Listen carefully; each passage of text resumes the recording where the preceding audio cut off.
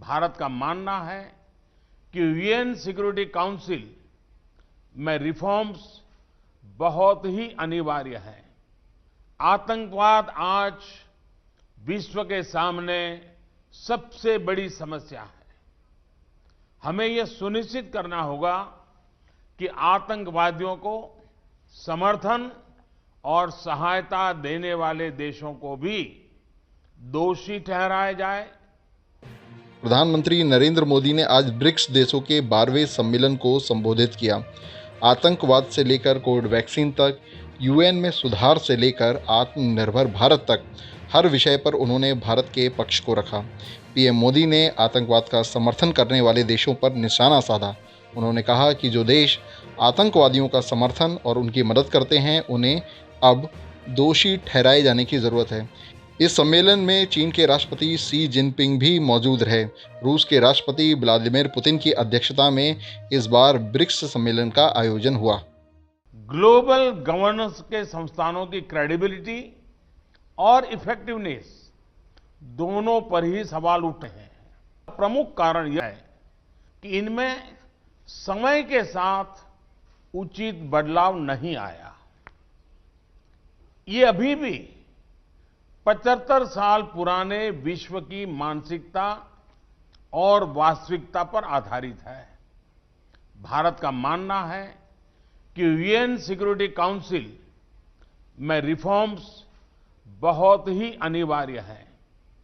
इस विषय पर हमें अपने ब्रिक्स पार्टनर्स के समर्थन की अपेक्षा है।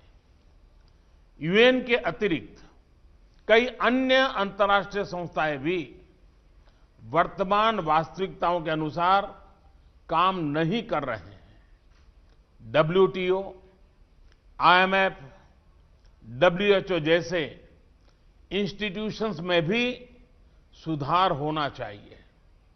एक्सेलेंसीज, आतंकवाद आज विश्व के सामने सबसे बड़ी समस्या है। हमें यह सुनिश्चित करना होगा कि आतंकवादियों को समर्थन और सहायता देने वाले देशों को भी दोषी ठहराया जाए और इस समस्या का संगठित तरीके से मुकाबला किया जाए। हमें खुशी है कि रूस की अध्यक्षता के दौरान ब्रिक्स काउंटर टेररिज्म स्ट्रेटेजी को अंतिम रूप दे दिया गया है। यह एक महत्वपूर्ण उपलब्धि है और भारत इस कार्य को अपनी अध्यक्षता के दौरान और आगे बढ़ाएगा। वहीं कोरोना वायरस के इस दौर में ब्रिक्स संगठन कैसे आगे बढ़ेगा, इसके लिए क्या प्लान होना चाहिए, क्या प्लान हो सकता है, इस पर प्रधानमंत्री नरेंद्र मोदी ने आत्मनिर्भर भारत का भी जिक्र किया कि कैसे भारत में अर्थव्यवस्था को मजबूत करने में ये कदम बेहद सार्थक रहा है। वहीं उन्होंने कोविड-19 वैक्सीन पर भी अपनी बात कही। कोविड के बाद की वैश्विक रिकवरी में ब्रिक्स इकोनॉमीज की अहम भूमिका होगी।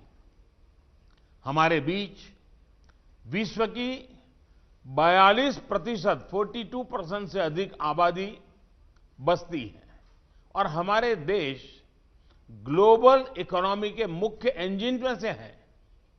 ब्रिक्स देशों के बीच आपसी व्यापार बढ़ाने का बहुत स्कोप है।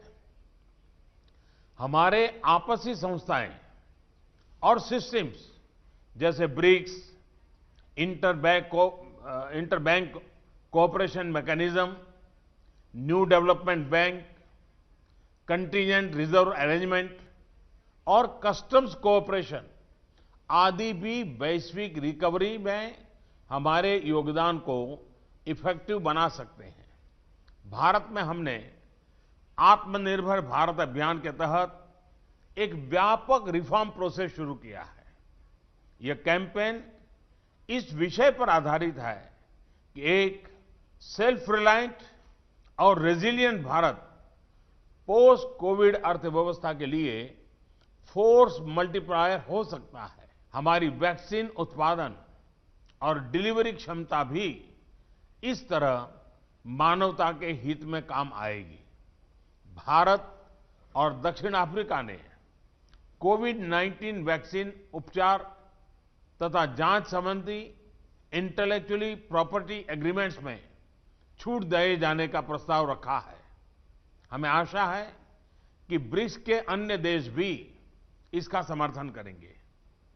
अपनी ब्रिक्स अध्यक्षता के दौरान भारत डिजिटल हेल्थ और ट्रेडिशनल मेडिसिन में ब्रिक्स सहयोग बढ़ाने पर कार्य करेगा।